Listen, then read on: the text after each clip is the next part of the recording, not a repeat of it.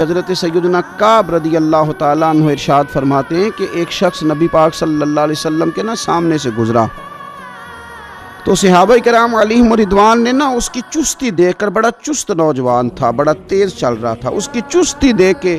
صحابہ نے کہا کاش اس کی چستی اللہ کے راستے میں ہوتی،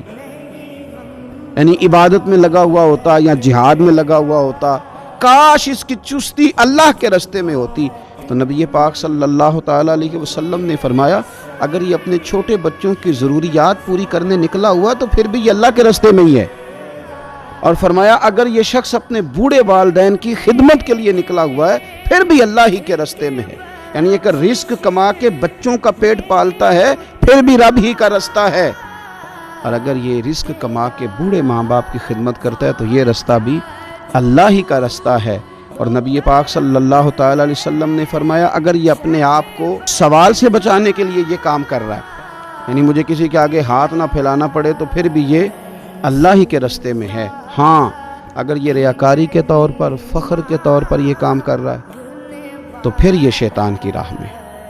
اگر صرف اس لیے مال جمع کر رہا ہے کہ میں ذرا لوگوں کو پتہ چل جائے بڑا مالدار ہوں، میرا بعض لوگوں کے اوپر ذہن ہوتا ہے نا، آگے بڑھنے کا شوق ہوتا ہے، بلا وجہ چیزوں کو جمع کرنے کا، فخر بتانے کا، ریاکاری کرنے کا، فرمایا اگر ریاکاری کے ارادے سے ہے تو پھر یہ شیطان کے راستے میں ہے، اور اگر یہ بوڑھے ماں باپ کے لیے رزق کما رہا ہے، چھوٹے بچوں کے لیے کما رہا ہے، اپنے آپ کو سوال سے بچانے کے لیے کما رہا ہے تو پھر یہ اللہ ہی کے راستے میں، پھر یہ جہاد ہی کر رہا ہے، پھر یہ عبادت ہی میں مشغول ہے، یہ اللہ ہی کے راستے میں۔ رسول کریم صلی اللہ تعالیٰ علیہ وسلم نے جو سبق ہمیں پڑھایا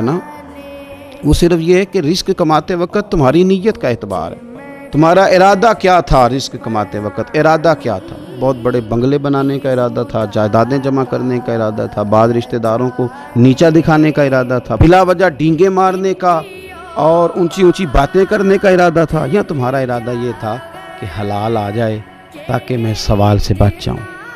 تاکہ مجھے کسی کے سامنے ہاتھ نہ پھیلانا پڑے۔ یہ حدیث ہمیں صحیح بخاری میں ملتی ہے، نبی پاک صلی اللہ تعالیٰ علیہ وسلم نے فرمایا بے شک مال بڑا سرسبز ہے اور بڑا میٹھا ہے،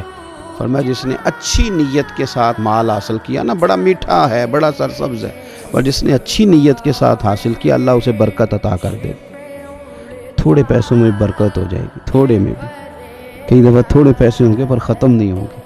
ان میں برکت ہو جائے گی نیت اگر ٹھیک ہے۔ اور حضور صلی اللہ تعالیٰ علیہ وآلہ وسلم نے ارشاد فرمایا اگر کسی نے بری نیت کے ساتھ حاصل کیا تو اس میں برکت نہیں ہوگی۔